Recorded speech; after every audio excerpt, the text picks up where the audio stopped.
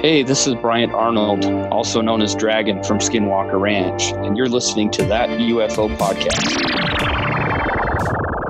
Hi everyone, and welcome back to That UFO Podcast. Joining me for a breakdown on today's NASA UAP study and a few other bits and pieces all the way from Vermont, USA, is Daniel Zetterstrom. Dan, welcome. Hey, you sound really enthused then. That was like tone of Kirkpatrick there, you know? Yeah. But it's good to be here. What an exciting day. Peek behind the actor's curtain. As I was telling Dan, I've got a bit of an ear infection on the go, and I could use 1,000 knives to stab my ear as I record this. So yeah. I said to Dan about keeping the notes concise, or Dan mentioned he would try and keep it concise, and I was like, yeah, I want to die. So yeah, but here we are. We wanted to get this out quickly because the NASA stuff happened today, and it's worth talking through. Just due to life and things, I never got to see the full thing. Dan's taken some notes. I've seen the gist. I watched the first couple of hours and made a few points and notes on that, and I've looked up some of the online commentary as well, and then got a few comments and discussion points on the Jeremy Corbell George Knapp Mojave Desert Triangle /flares incident that has been taking up a lot of bandwidth the last week for people, and we hadn't really commented properly. I think I said a few times online I leant towards flares, Dan, but yeah, you did. And what if it's a UFO drop-in flares, right? Well, I've got a point on something similar, Phoenix Lights, but hey ho, we'll get to that. But listen, the NASA study was today. That was live on the NASA channel. It was nice to see on the build up to it that it went from like 1,500 people watching the channel like an hour before to over 7,000 people. I don't know if that went up anymore watching it during the live broadcast, but that was quite a chunk of change for the channel, which was nice to see that interest. The NASA study, just to quickly recap, was announced last summer, and they were given the tune of about $2 million of a budget, or was it 200 grand? I think it was 200 grand. 200 grand, that was it, yeah. So 200 grand, which isn't really a lot of money, but it seemed at the time when we discussed it, it was a study to set up whether it was worth studying further. It was like a preliminary study.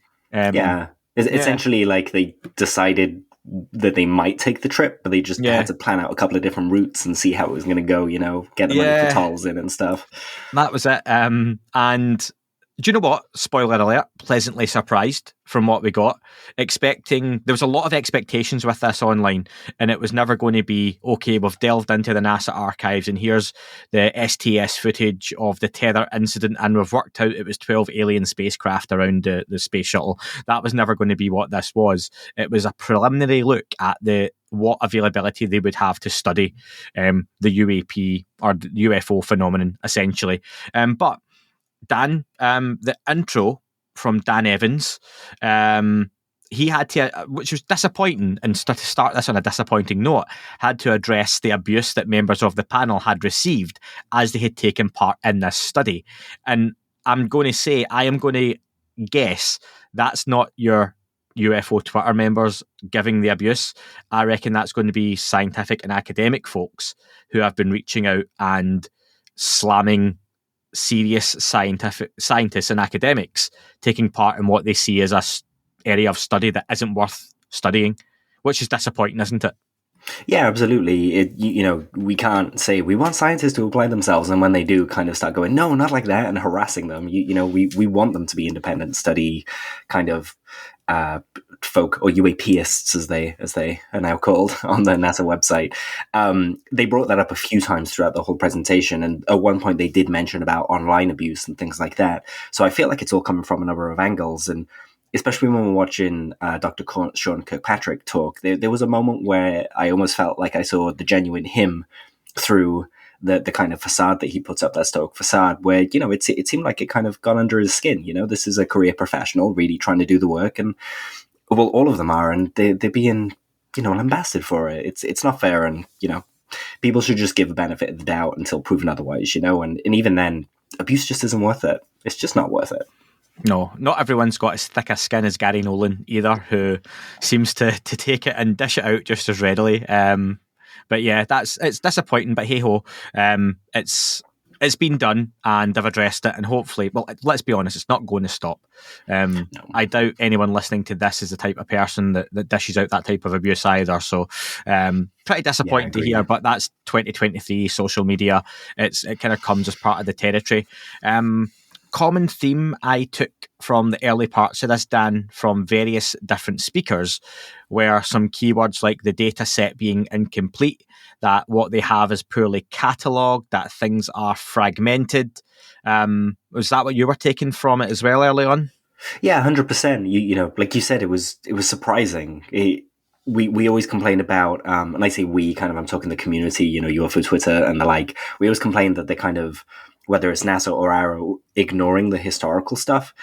And they made it very clear today that the historical stuff is all well and good, but we didn't have the sensors then that we have these days. Yeah. And a lot of it is classified. And when it comes to taking witness statements, which I thought this was a standout for me when they were talking about witness statements, and they said they're all well and good, but, you know, there are optical illusions and so on and so forth. And there should be data to back up that kind of eyewitness account if that's what happened. So, yeah, I was really encouraged. At one point, Sean said that and he did this during the hearing as well, but said that they're designing purpose-built UAP sensors to deploy for the DoD, and NASA are about to do the same. Sean showed this big map of where they were looking at, and it's on that kind of summary screen. I'll pop it on screen if you're watching on YouTube. I'll pop it up. But there's this little map, and it just highlights the bases, you know, where the DoD are looking. And it's worth remembering that the gray area where the DoD aren't looking, that's the whole area that NASA have to look. And I was hugely encouraged that they seemed really genuinely gung-ho to kind of go do their work, you know? And that was the grey area, not the greys. Grey, area. yeah, the greys. Yeah, grey. Just get that one right. Yeah, good place in Amsterdam, though. Yes. So, you made a point I wanted to come back on there, and I'm stalling for time thinking about what it was. Yes, witness statements. That was it, and that's something we're going to get to, talking about the Jeremy Corbell stuff later on as well with George Knapp. Sure. The Good Trouble show with Matt Ford had Robert Salas on it, and it's just worth noting, I think this is probably a good place to discuss that. They played a clip of Robert Salas, who was the Air Force captain, obviously retired now, who was present at Malmstrom Air Force Base when the missiles were shut down famously in that event and incident.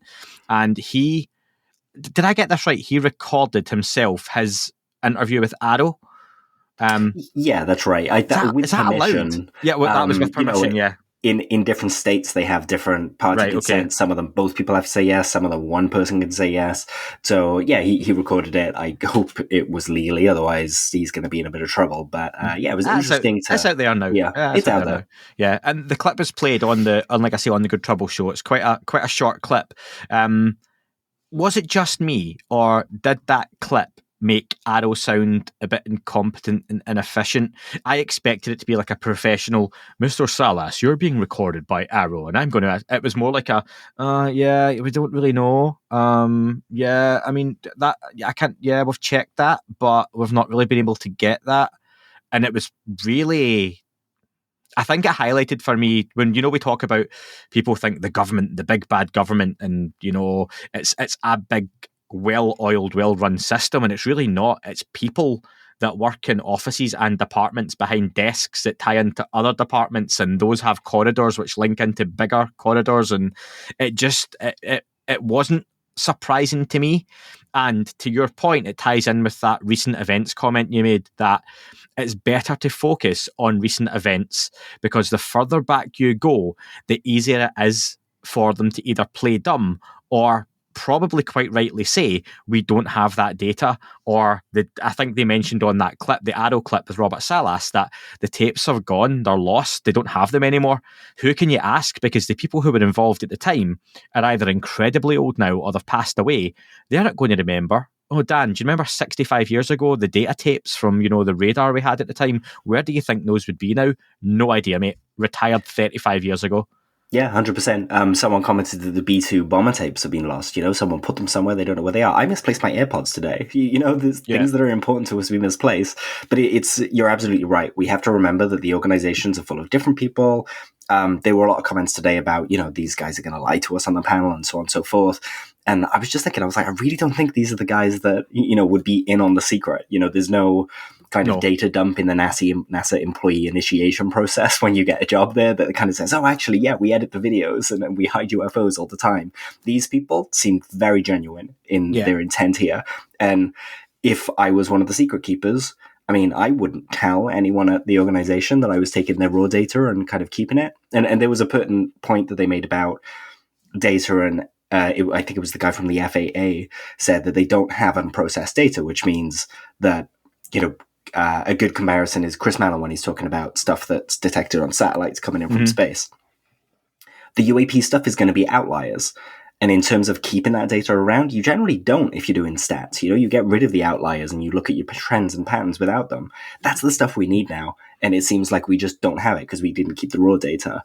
And it's frustrating, but, if someone's gone in and scooped up the raw data before they deleted it, cool. But we don't really know where that is. And, Nadia Drake, for example, doesn't know where it is. She's just working on what she has, Yeah, you're right when you say these aren't the folks who are sitting in the room as they airbrush UAPs out of the Martian landscape or, the moon of Phobos and whatever that may or may not have on it, that they're going, do you know what? We've got this cracking HD photo of a tower. Yeah, let's just airbrush that out and stick the raw file on.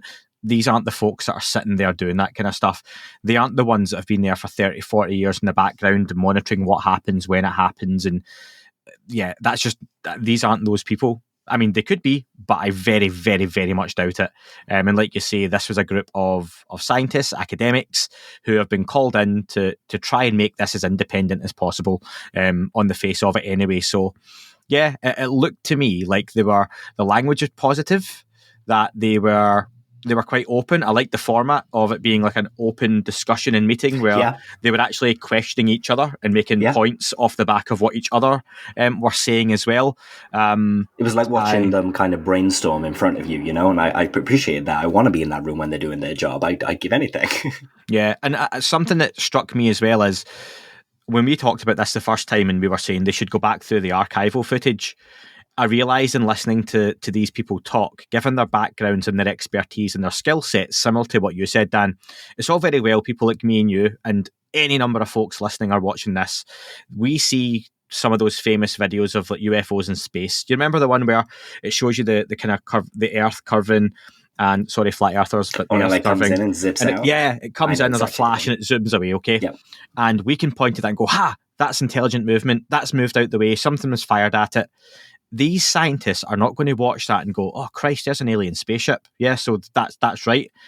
They are going to look at that and say, we need all the other data that would be around that to point to exactly what this is and what it isn't, because they might not even know what, the there is, as we say. And I tried to get an analogy for it and a really bad one with my sore ear, but I don't believe it. You're good with your analogies. Go on, drop it on us.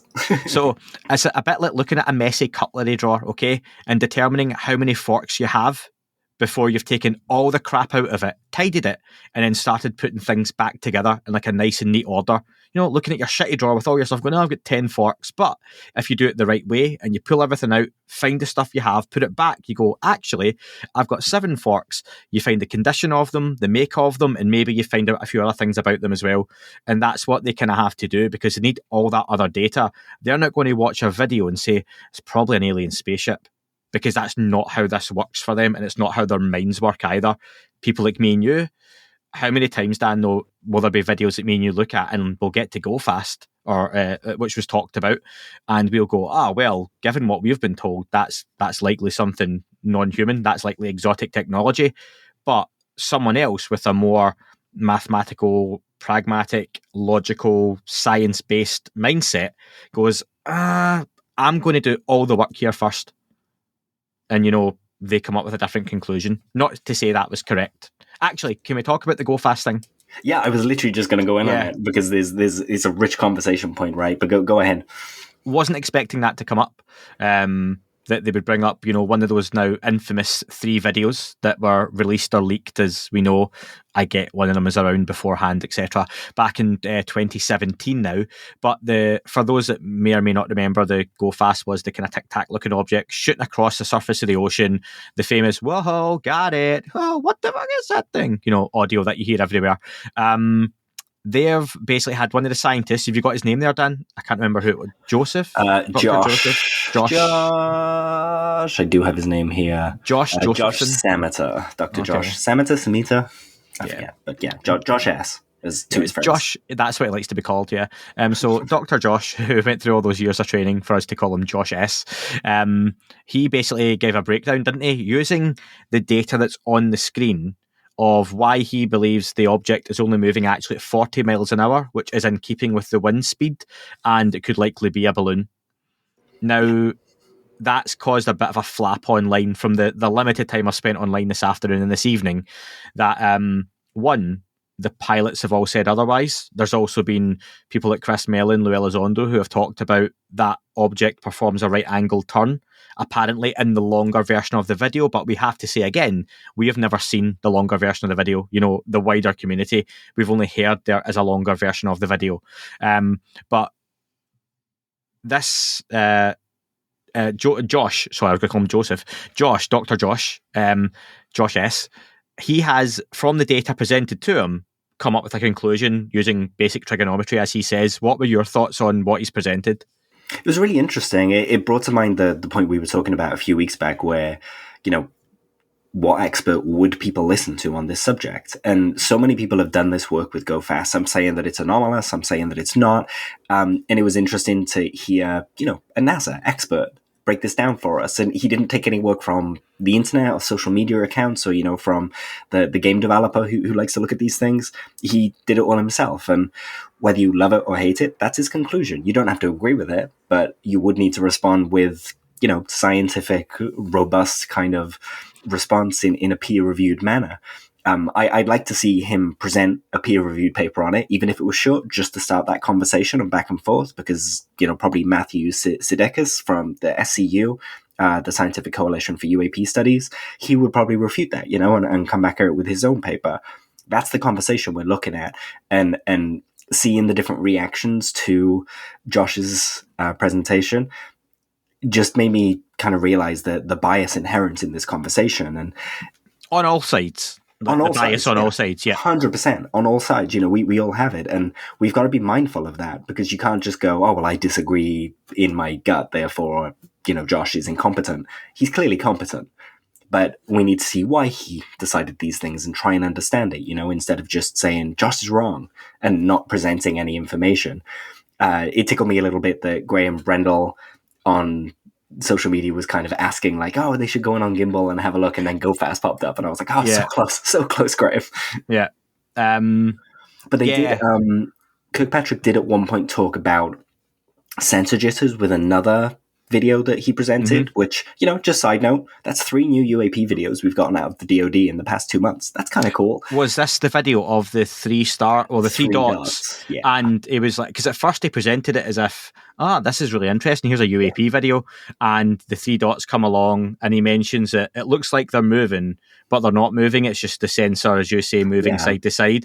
It shows the commercial airliner flying underneath, going from left to right, as you would expect. So these 3 dots aren't commercial airlines, are they? Because there's a commercial airline flying. However, they then mentioned it was resolved, and they found out, based on date, location, time, everything they had, these objects were just other airlines, but flying away towards or away from basically away. They were further away than they initially thought, or something like that. That was it, yeah.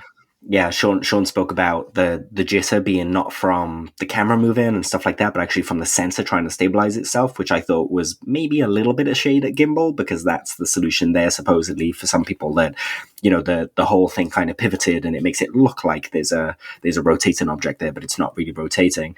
I thought that was a little, almost a wink to wiping Gimbal off the table. But for me, that explanation didn't cut it. I love what Sean Kirkpatrick's doing and stuff like that, but they were all perfectly equally spaced. And, nothing's perfect in this way. That one will be a little more forward than the rest. Maybe something like that. I'd really love, again, to see that peer-reviewed data. And he said that he's going to present it on a website. So I look forward to that and that transparency, Do you think, just on what you've said there, there's any danger that some of these cases that are being resolved, quote unquote, shouldn't have been resolved as, something prosaic, and that potentially you're relying on their word, an arrow, to not maybe go, it's probably airliners, just resolve it, when actually, was it something else? Because that's what you're getting at with you're right about the distance, but then again, just look weird. It didn't seem but then here's two laymen's though sitting talking about why 100%. These people who know better, it's not committed. So we're kind of making their own points, aren't we? But yeah, I get what you mean. It's like it shouldn't be that perfect. Those three things in a row, and then why they all flying in a row like that? And I get they'll be at different distances. Yeah. But And I feel like a few of the scientists on the panel kind of brought up these questions and were like, okay, we'll take you at your word for now, but we'd like to see the data behind this decision. And Sean's always been very open about how they make these decisions, right? That it goes to two independent teams, one in the IC or the intelligence community, the other one in a kind of more kind of scientific-minded group will look at it, and then he brings those things together and compares them, and then they have a final kind of powwow on deciding, where it's ultimately, whether it's resolved or whether it's not. So it's gone through a few people already, but he did say in the hearings that peer-reviewed papers is what they were going to present on these things. So I won't judge or get mad at him until I get to read that, and maybe I'll learn something or two. Yeah, I think the two teams they send them to, I've got the names of the individuals. It's one is Mick West and the other's John Ramirez. So I think we're getting a good basis. Yeah, I think you'll be serious then. Can you imagine? Yeah. So for me, interesting stuff. Sean Kirkpatrick's presentation, we saw some of the slides similar to his presentation back with Senator Kirsten Gillibrand a few weeks ago. And yeah, I then didn't get to see a lot of the conversation that happened afterwards. What were some of the highlights, Dan, that you may have written down, hopefully?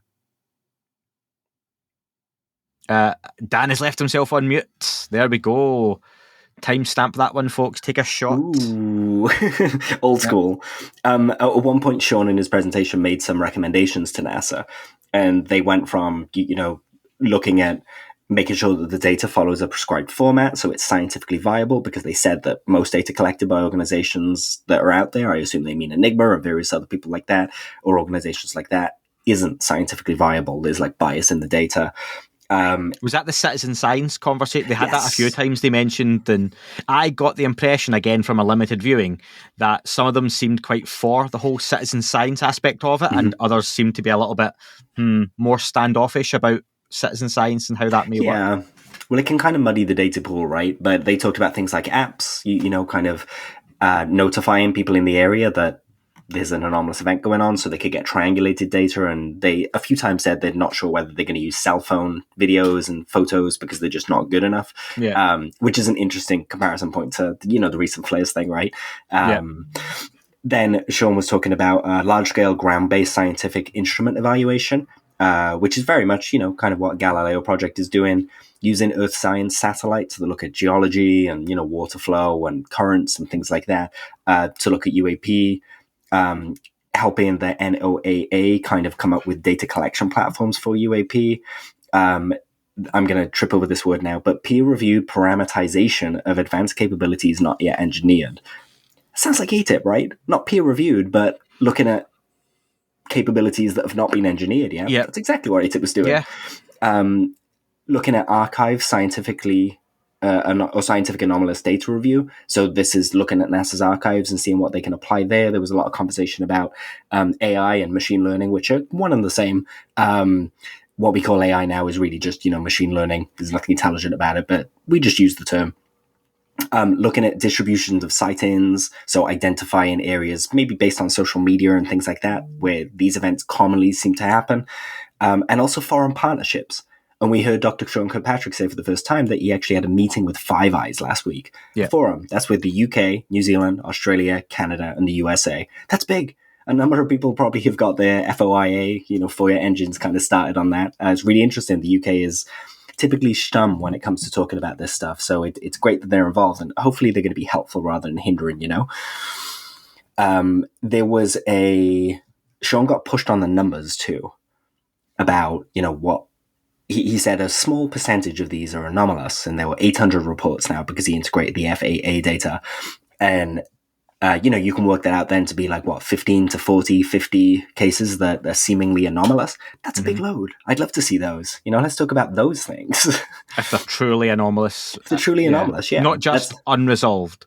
Because, that would be disappointing if it was... Imagine those 3 dots we've talked about that they're saying commercial airliners. If they left that as anomalous, you would go, it's still quite vague and disappointing. You'd be hoping those 16 cases are wow cases. We're not going to show you those because that is the good stuff. Yeah, and there was a comment. What is it you said? We see these all over the world. This is talking about the metallic orbs, and we see these making very interesting apparent maneuvers. That was shades of Obama for me. They're making patterns and maneuvers that we don't really understand. What does he mean by apparent maneuvers, and not just to be pernickety about language? But I saw that and I was like, apparent maneuvers? I think just playing it safe. Same with like seemingly anomalous. He's kind of saying, yeah, it's anomalous as far as we know right now, but with more work, we might realize actually this isn't anomalous at all. So they can't definitively say it's anomalous, so then from there on, each of the panel members kind of gave presentations. Nadia Drake spoke about framing the UAP issue, talking about filling in gaps. And I really felt Nadia delivered today. There were a few moments where she really stood up and said, thankful for the work of the DIA, the DOD, but we're doing this. We've got this. Science will do this. We don't need you guys. That it felt like a challenge to them. And I really appreciate that. She said it's not our job to define nature. It's our job to let nature tell us. She made an analogy about a needle in a haystack that came back later, with David Grinspoon kind of saying, it's not even a needle in a haystack. We don't even know we're looking for a needle at the moment. So how do we do this?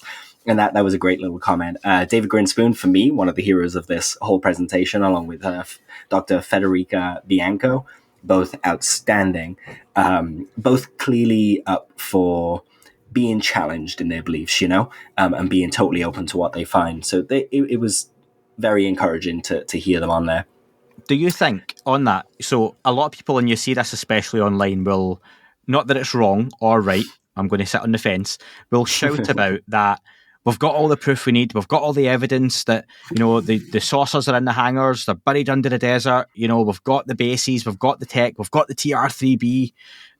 Do you think people have to take a step back and go, look, if we do now have scientists and academics looking to get involved in this, we have to realise they are going at it from square zero, not even square one. And you have to forget they're not even thinking, okay, we're going after aliens here, that they're looking at something anomalous. And like you say, that needle in a haystack, they don't even know needles exist yet. So they're literally going at this raw. They're looking for raw data. What do you have that they can start looking at and literally look for those patterns to say, what have you got that we go, wow, that's interesting, let's look at that further, without that bias of, we're trying to look for aliens. Because you need to forget that. We need to forget, not completely, but just for moments like this and for things like this, forget Roswell, forget the Phoenix Lights, forget Betty and Barney Hill, forget all the abduction experiences. You have to just... Someone's throwing a shoe at this area right now. 100%, yeah. But even like mass sighting, like, you have to forget it. It's not relevant to what they are doing, but it doesn't mean that they might not help get the progress to get to the point where all that stuff comes back into the conversation for them. Yeah, I completely agree. The way that they spoke about kind of being able to tackle this is to define life as we know it, right? To come up with the signatures in a database where we can apply machine learning that will just kind of go, cool, that's a missile, that's a drone, that's a weather pattern. Do you know what it's like? Go on. It's like showing you're working in maths. Yeah. When you would have like an exam, and I was one of those that could sit down and they would show me the equation, and I can go, oh, the answer's this, but it was worth 7 points, and I would struggle to get 7 ways to show how I got there. Sure. These are the people that can literally go, never mind the answer, we can do all the working and get to the answer, and that's what we need. These are the folks. Sorry to interrupt, but that's the way I'm going to think totally of it. Right. I don't have that in me to do that, whereas these people do. I'm already at, it's aliens, but I need these folks who are going, whoa, I'm not getting to that point yet. I'm going to get the 7 points. I'm going to get the 7 marks to get to your answer, and that's what we need. And that's important for people looking in as well. This very stigma kept coming up in this event over and over and over, talking about how we tackle it. And people made the very relevant point that the very event taking place today, NASA hosting it, hugely reduces the stigma in terms of, kind of getting this forward. When we look at David Greenspoon or Dr. David Greenspoon, Dr. Greenspoon, can I call him that? We friends? David G. David G. He said that we're looking for life as we know it because Earth is our one example of a habitable planet with life. That's fair enough. He seemed open to kind of, he brought up the fact that 20 years ago we didn't think there were any planets outside the Milky Way, and now we're up to like 5,000 odd, and really kind of considering. He also spoke on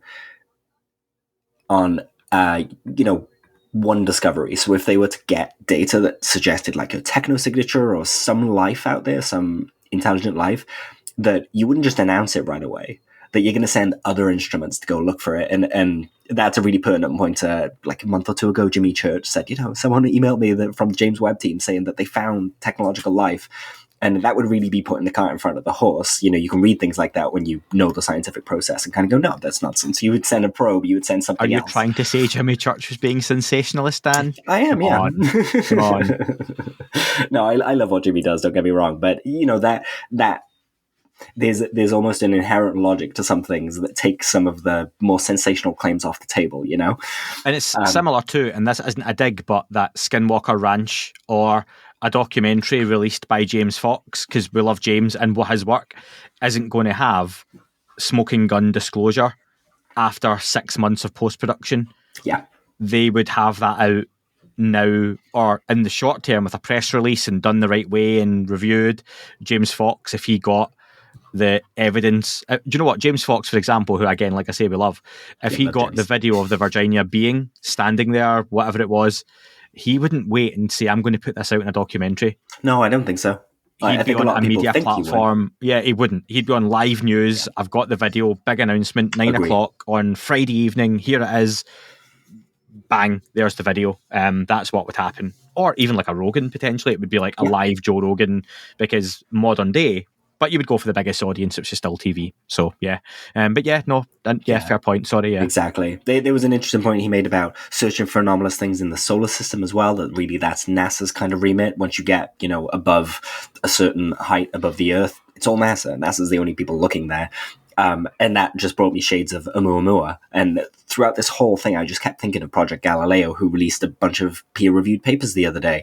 And I'll touch on those real quick. Yeah, go on. That basically the papers explore different branches of what they're doing at Project Galileo. They were looking at interstellar objects, interstellar meteors, UAP, UAP computing and processing pipelines, UAP wide field observations, which is like a wide camera basically, acoustics, radar networks, satellite data. All the papers kind of focus on what they would do with it, how they would define it, getting to know the tools and the parameters of what they could see on there. And it almost feels like Galileo Project has, because they don't have this governmental red tape, they've just run with this. So when NASA's kind of going, oh yeah, maybe we'll make a sensor system with multiple different sensors, Project Galileo or Avi is just over there going, yeah, we've done this. Do you want in on this? And they've made the software and things like that, so they can save some work for each other. If I copy and paste all those peer-reviewed papers into Dan GPT and ask Dan GPT to summarize it quickly for me, sure. What work have they done? What's the impact of this work? So basically it's laying the groundwork for what we know, so that when something anomalous comes along, we can definitively say it's anomalous and it's not a trick of the sensor. It's not, all these other little weird quirks that are always said to be. Essentially very citizen science heavy, and they're real eager. So, I mean, I can go through it in detail with you if you want. But the few standout things is Avi used a few new acronyms throughout the papers. IMs, interstellar meteors, ISOs, interstellar objects, and ETCs. Not heard that one before. Extraterrestrial technological civilizations. Interesting way to talk about it. And today we even heard the term non-human intelligence being mentioned in this briefing. And it was to deny that they exist. But that phrase hasn't been out there before. This is like, you could almost suspect that it's seeding these kind of ideas slowly, drip, drip, drip with the disclosure, if you wanted to think that way. To get to the point of, well, actually, we said it doesn't exist, but we've just got this piece of data, or actually this data set, or we've been looking at X and we've found Y, so yeah, like you say, it just introduces the language, doesn't it? Yeah, absolutely. And, if you had a bingo card out there, I would have struck it off, even though it denied it. It was like, it was mentioned, That's let's cheating. enjoy Yeah, it. that's cheating. Yeah, but But yeah, we just reiterated, or they reiterated a lot of what we've heard from Galileo Project anyway, but just in a peer-reviewed form. And as we always say, this is the language of science. This is how we professionalize the UAP studies and move things forward there. They were looking at the phrase patterns of life was mentioned again the other day. And a lot of that plays into what Galileo are doing, essentially identifying what a signature of an aeroplane is or a drone, and being able to just apply that to data gathered and have these AI or ML systems just wipe out the prosaic stuff and leave you with the really interesting, anomalous things to kind of work on. So yeah, that's in a little nutshell. That's kind of what the Galileo stuff is. I'd recommend people go reading the abstracts. They're just like summary pieces at the front of the papers that, don't get into the math and things like that.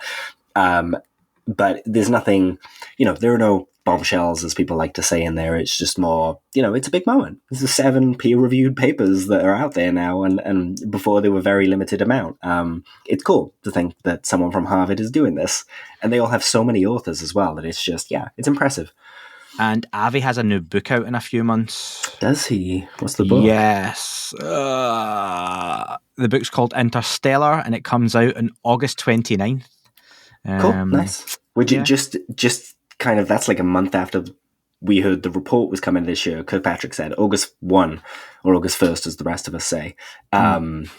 The public unclassified UAP annual report will come out with updated figures and things like that for us to dig into and no doubt complain about and praise and really tear apart. But again, as we always say, this is now chapter 3 of a 6-chapter book that we're going to get at the very least, studying this stuff from the point of view of the federal government, essentially. I mean, this book's been a slow burner so far, Dan. I hope we've got an interesting twist coming up soon. Yeah, it's worse than Game of Thrones. Do you think they're definitely going to get the last one in?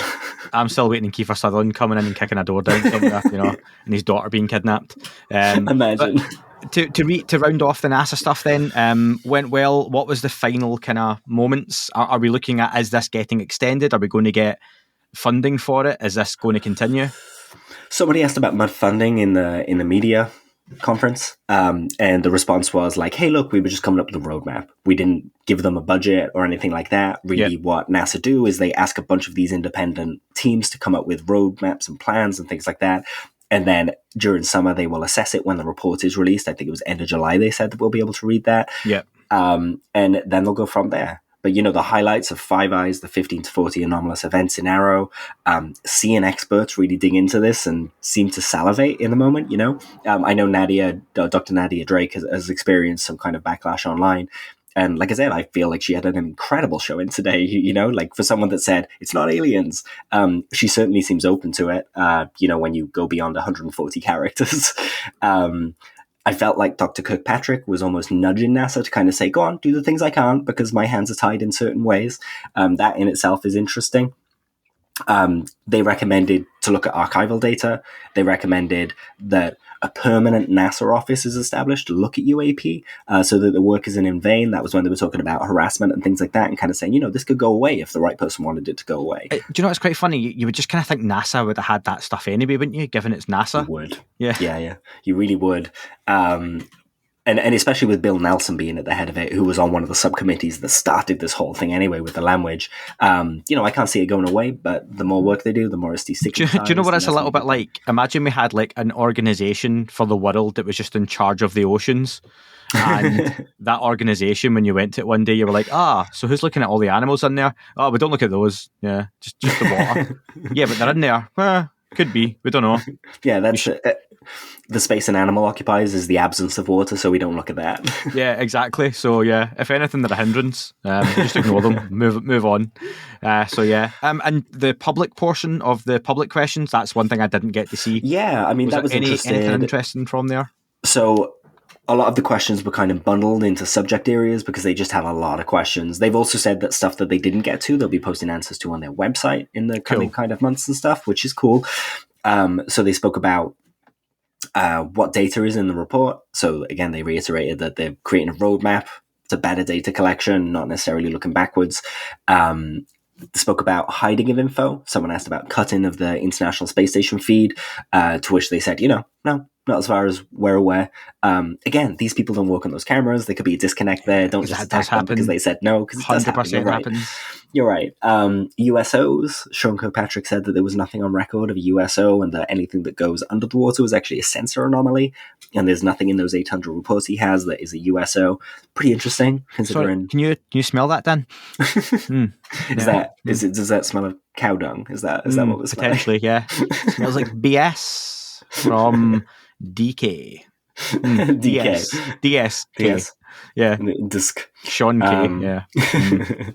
Then solving the stigma as well.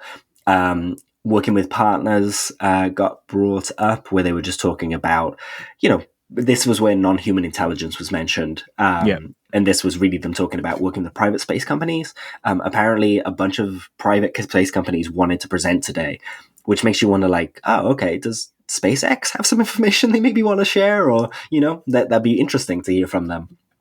Then they spoke about budgeting, which we already spoke about. And also, what would NASA do if ET was discovered?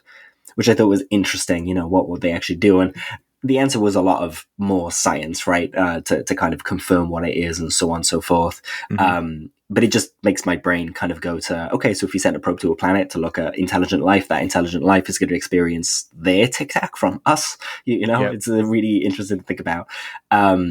They mentioned that more people were watching today than watch a typical NASA live stream. Yep. So, like you said earlier, the figures, people might be looking, thinking they're low, but actually there's huge interest in this. It's still not Depp versus Heard, which will always be my go-to. Maybe if we can get Johnny Depp in court again and him talking about it on the stand, just a sidebar of UAP, that would do the trick. But yeah, they made the point, they'd be highly driven to share results. Captain Jack Arrow. Nice, I like it. Cheers. Clip that. That's good. I want to see some art. Just jump into AI.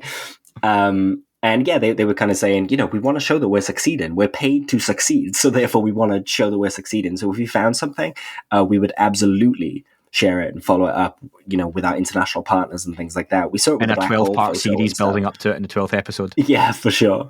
Then, the brainstorming out loud, needle in the haystack thing. Like I said, heroes for me today were Federica Bianco and David Grinspoon. They're names I think we should look out for. Maybe email, try and get into a conversation. I know you've been talking to Nadia for a possible future show, so that'd be wonderful. Given the online abuse they've all been getting, I don't know how likely that is now. But yeah. Yay! Mentioned that they want to make the app.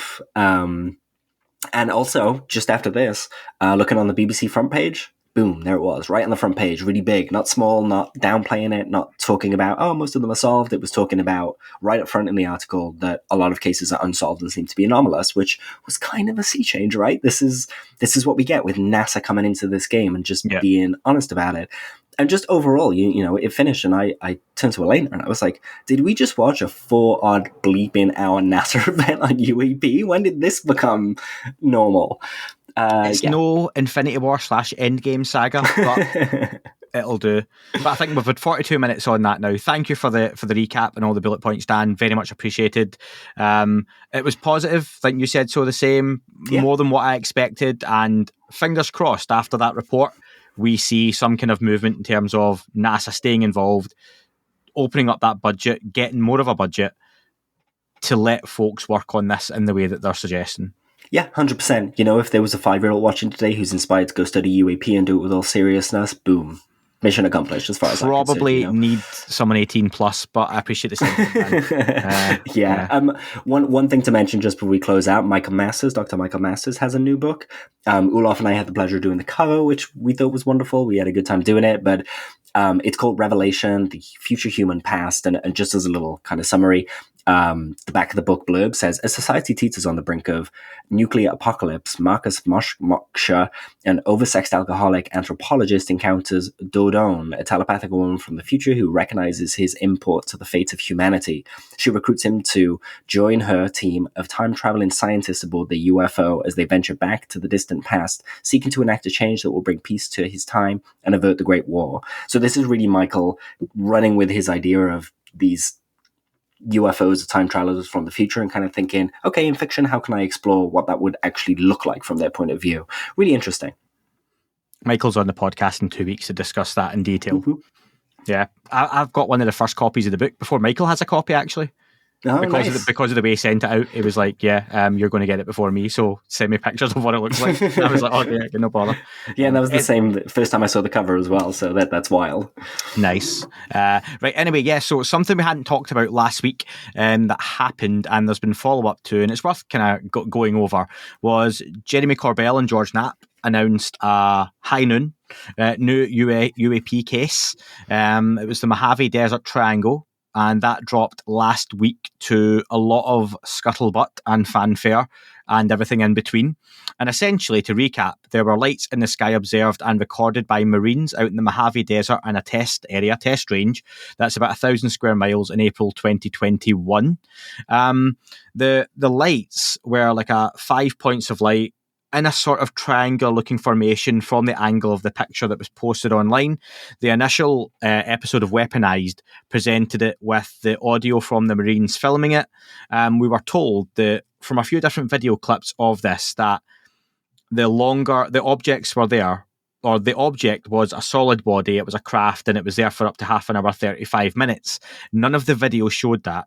It got a lot of questions online. I think it was the usual split of, wow, this is amazing, down to absolute nothing burger.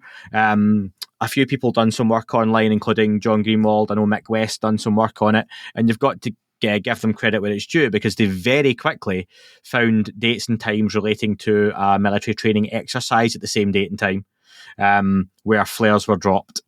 This is where things get a bit muddied, though, because you had testimony from Marines confirming, or they were at least saying they saw a body or an apparent body of a craft, and that the object was there for a long time.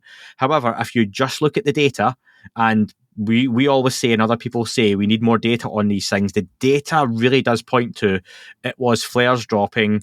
There were even some other pictures and videos showing the descent of the flares, and none of the supposed longer videos. Bear in mind you're on mute, Dan, when you talk. Sorry, I just said thank you to Gnosis for his little graphic of the that's all right. movement. None of the longer videos are actually there or have been seen by Jeremy Corbell. So I get to all that. That was what happened in the first week. But in the follow-up, Jeremy Corbell and George Knapp have just released a show where they're looking over that initial episode they done. They said they worked on it for 2 years. George Knapp was quick to follow up. It wasn't 2 years of solid research. It was on and off. Obviously, they're busy people as well. So for anyone who pointed at, you've done this for 2 years and this is what you've got, that wasn't the case. So in the follow-up, Knapp and Corbell have showed they only presented the initial case, then said it's time to investigate, giving off the impression that they put that out there for other people to then do some legwork. They played some additional audio of Marines calling up to say what they believe they saw, including it formed a craft, it wasn't flares dropping, they know what flares look like. So let's get to it then. Part of the issue I feel with this, Dan, is people who don't like Jeremy Corbell, of which there are plenty, and Jeremy knows that as well, and to a lesser extent, people who kind of bash George Knapp, aren't going to like anything they put out. And if it was other people, may have had more time and patience for it. There's a bit of a cult of personality that goes on around that. But they put that information out there and they got what they wanted quickly, and that was the public working on this. And like I say, the work John Greenwald, Mick West and others have done seem to point to it was flares. So what's been your initial thoughts on all of this, and then kind of where we're at? Yeah, it's a really curious case. Like most of these drops, I tend to like to sit back and just see what data falls out from it, from the discussion, instead of, going knee deep in it and just making my mind up on limited data. We had a statement from Susan Goff who pointed at the weapons and tactics instructor course was being conducted, and that's where a lot of the activity for the Humvees and helicopters that we heard about was. Mm-hmm. But I would say Jeremy and George were very upfront in that first episode saying, we're putting this out there because we want people to help us. In a way, I kind of wish they did that earlier instead of holding it back for 2 years. We seem to get pretty far within a short amount of time once it was released, And like you say, there's that cult of personality at play. We heard initially there were about 50 witnesses, probably closer to 8 that's actually speaking. And it's really curious to hear those guys talk. What we have to remember is that their expertise are their expertise. One of the guys, for example, said, I'm a flare expert. They don't fall for that long. When we heard from other places already that actually some flares do fall for a half hour, and we really can't count that out. And neither of those people are being malicious. They're just sharing what they know. Yeah. And that's where we've got to kind of, be easy on people and kind of say, okay, sure, you saw that. Let's kind of dig in. There was you can misremember as well, can't you? Yeah. Not again maliciously, but this is not to downplay any Marines or combat veterans or anything like that, but you can misremember any event. I remember things I'd done in school playing football at lunchtime, and I scored a goal from 35 yards out into the top corner. Great volley, and everyone ran after me and cheered. Probably didn't happen like that, but it's just the way my memory's remembering it. You got a medal as well, right? And then you played for Real Madrid, and you scored the winning goal. 100%, yeah. And that's just what happens to memory. And confirmation bias comes into it. Some of the folks, and I'll be really honest, and I messaged Jeremy about this after as well, just kind of having a bit of a back and forward on it. I felt some of the witnesses I heard in the audio sounded like they were kind of like UFO fans. Sure. Like they would maybe lean towards, and I might be wrong, and just from what I heard, they would maybe lean towards this being like a UFO event and look for that. And I wonder, like you say, of those other witnesses, one of the Marines talks about the hoochies, which is I think where they live or stay or something. It sounded like just from the context, sure. That there were around 8 to 10 people in each hooch, and there were like 10 hooches lined up, and it made out there was probably 100 odd witnesses. So would they all say the same thing, or would, if you played more audio, would more of them have said, "Nah, it was flares they dropped and they were gone"? That was it. It's been compared a lot to the Phoenix Lights, right? And people kind of have the same. Sorry, I'll back off that one then. No. I'm going to talk about post-processing on photos. Right. Just before we get to the Phoenix Lights, there's kind of a thing that happens in smartphone photos these days. A few months back there, Samsung got accused of replacing the moon in shots when people were zooming in and taking pictures of the moon, and someone found that they were uniform throughout all these pictures, and it was revealed that actually the AI or the chips in the phone were replacing the picture with a detailed picture of the moon, so it looked better than it was. This happens all the time on phones. Even on an iPhone, when you're taking a raw photo, it'll still process this stuff. So we need to be aware that sometimes lights bunched together far away, they will be rendered as if there's a shape there. It doesn't mean there was a shape there. I can take pictures of stars and do that. I saw examples of people taking pictures of like cityscapes. And if you zoomed in on the windows, the way that the kind of algorithm saw all the shapes on the windows was letters. So there were random jutted up words kind of just on the side of buildings and letters and things like that. They just weren't present in the photo. Sure. So we've got to be real mindful of that. And I think that's why NASA were kind of saying, we can't take these at face value anymore. It's not just the camera doesn't lie. The camera lies all the time. And we know about AI photos now and things like that we really need to, kind of educate ourselves on it and know what they do. One of the arguments, and this is where the Phoenix Light thing comes in, was that there was a genuine UAP event and the lights were there and flares were dropped to illuminate the craft. Sure. Now, this is eerily similar to the original Phoenix Lights event where people saw the craft. There was the thousands of witnesses who saw it flying overhead and over the town. But then the flares were dropped over the mountain range, and that's what the video is that people see online, and the famous shot is of the flares. Now, is there a chance that's what happened here, that there was a UAP event, but they used the fact they were on a military training range, they lit the object up, or tried to light the object up where it was, knowing that, well, this is going to be a good opportunity to quash this if indeed it does come out. And I wonder, and I've got this down as a discussion point here, people are very suspicious of the government, right? And they play down genuine events. Why in this case have people been so quick to accept that it's likely flares and nothing to see here when it's happened before and people have been less quickly jump on board? Again, I'm not saying I'm still saying I think it looked like it was flares, but is this because of who presented the information or how it was presented or the strength of the evidence against it? I'm still unsure on all that at the minute. Yeah, that's a great shout. Sometimes the DoD, we're like, oh yeah, that's great. Thank you for the statement. That backs up what I was thinking before. And then other times it's like, oh, you're talking nonsense. I don't agree with that at all. And we're And all guilty of that. Everyone's yeah, guilty of that. this is the bias that we were talking about earlier, right?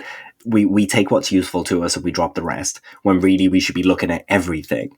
And it's why I really love the idea of different independent study teams tackling these things, because they're free of that bias in different ways, and then a combined picture can kind of paint a decent presentation of the event. Even the mayor, since Phoenix Lights happened, has come out and said, yeah, I saw it too, and it was crazy, and I'm really sorry that I downplayed it at the time, and so on and so forth.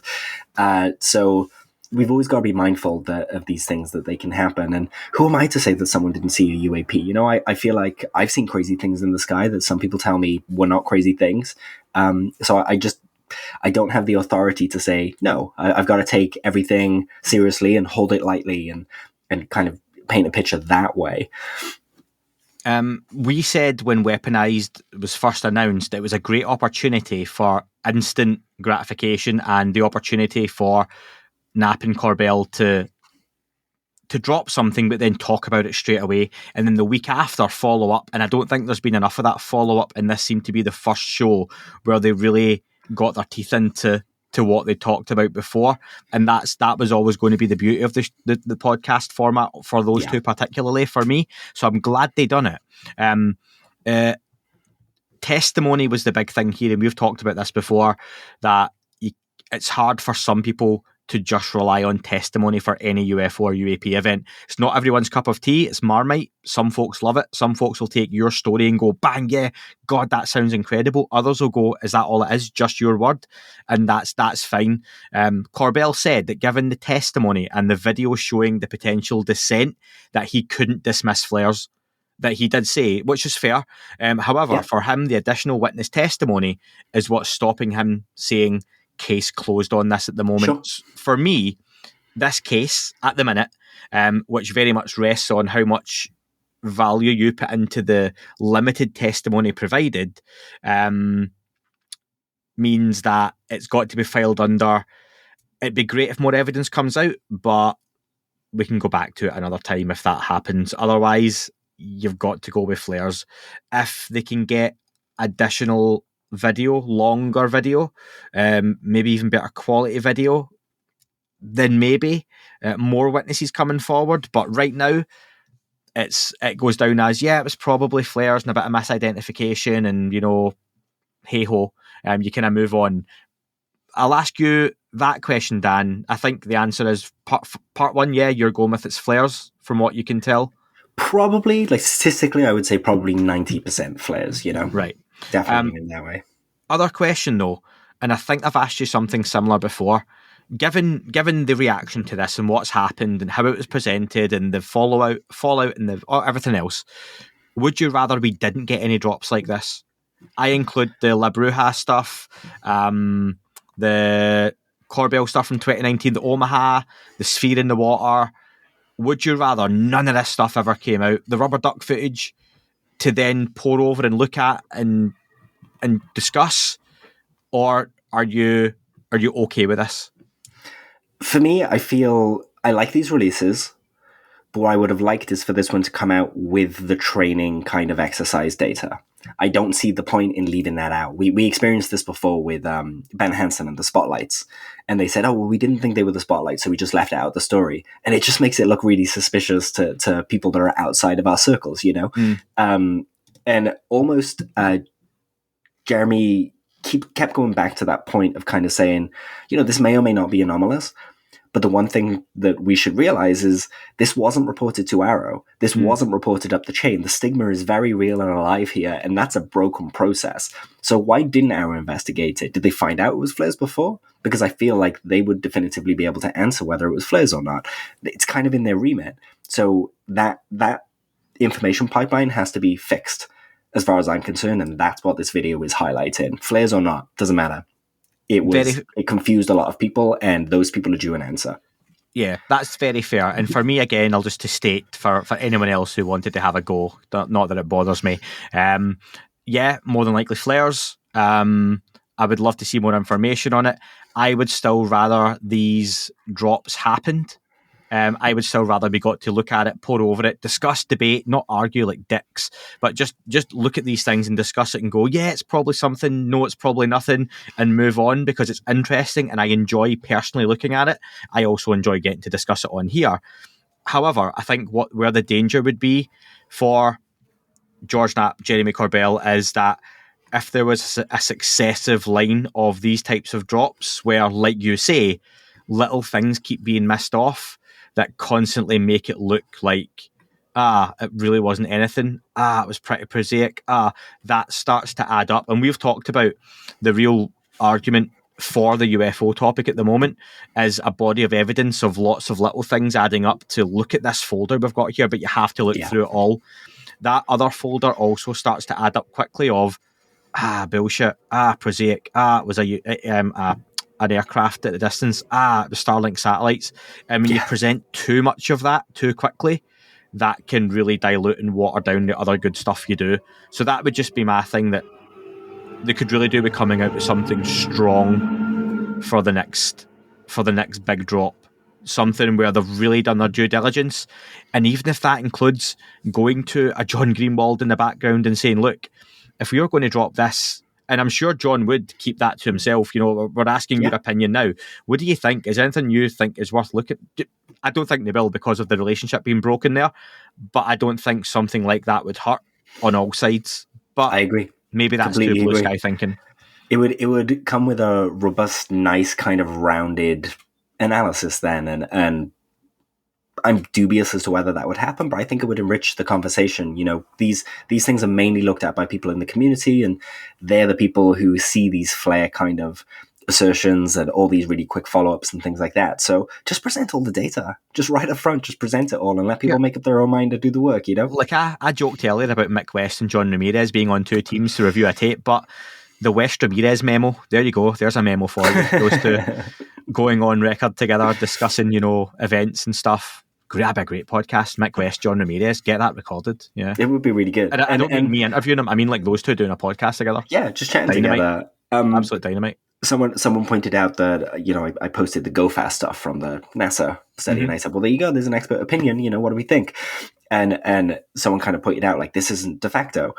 And someone else came in and said, you know what? It would be amazing to get these people in a room together. Everyone that thinks it's an anomalous thing, that thinks it's a not anomalous thing, and just get them talking, because this is science. And the scientists aren't each other's throats like we are, in the community. That was the lovely thing about it today. They disagreed, they challenged each other, but no one insulted each other. So that's it though. We're starting to get that. We're starting to get these people in a room and sitting together, and that whole panel of people weren't all UFO fans. You know, although minus Scott Kelly. His Bart Simpson balloon thing, that was a low point for me. He kind of got the laughs that we're used to with the stigma and things like that. But I mean, it's a balanced opinion, or a balanced group then, so fine, he's there. But and I didn't like UAPists as an act. Like UAPists. Yeah, it made me think of Analytical Therapist from Arrested Development. And I won't go into the rest of that joke, but for anyone who's watched it, they'll appreciate that one, I'm sure. There was a moment where they put the acronym on screen. It was like a UAP Investigation Study Team, but they refer to them as UAPists, which, it's kind of an awkward word to say, and it feels wrong, right? And in Scotland, it's kind of texting someone like, you are pissed. So, yeah. And on that note, Dan, we've hit the hour mark. Interesting day, week, yeah, really interesting week. Like big moves, This was a huge move for the professionalization of the subject and the sub data and everything like that. I think we're going to see a lot come from this. Would you like another ChatGPT joke? We got a little bit of feedback that people love these terrible jokes. as you mentioned, the professionalization of the subject. So if you don't like the jokes, folks, you can turn off now and pretend it never happened, like I will. But yeah, go on. Why did the alien go to the doctor? Don't know. And he's rolling his eyes already for people that can't see. He was choking on an unidentified frying object. That is all for this week's show. Thank you very much for listening. Please remember to leave the podcast a review on your chosen platform. You can like, retweet and subscribe. That would all be very much appreciated. The shows are being uploaded onto YouTube as we speak more and more. You can sign up at patreon.com/That UFO podcast to access the shows ad-free as well. Please get in touch on Twitter, Facebook, Instagram, That UFO podcast. Of course, on Twitter, it's at UFO UAPAM. And again, folks, as always, keep looking up. You never know what you might see.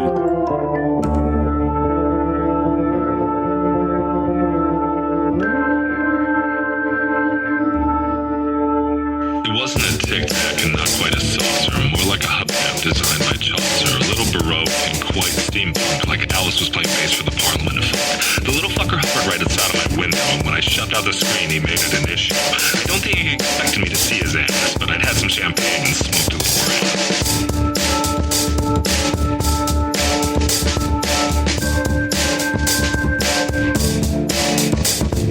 Meditated gamma state full on meta. Can't imagine how it could have been any better. I got to the top of the stairs and there he was. Like, you awake? I was about to abduct you, cuz.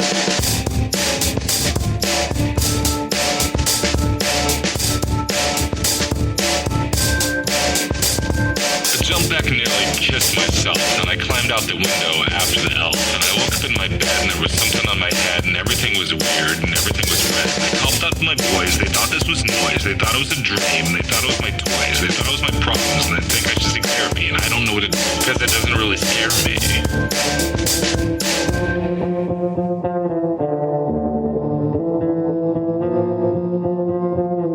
If you really want to know who I think may be, I think it's you and me and us and we and him and her and that and she and that thing over there and what's that, Jake?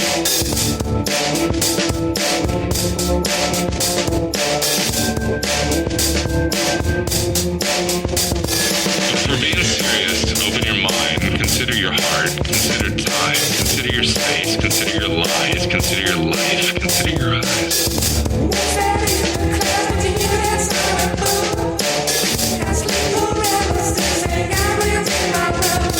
It wasn't a tic-tac and not quite a saucer. What's that in the clouds between that sun and moon? Got sleep paralysis and got wheels in my room. It wasn't a tic-tac and not quite a saucer.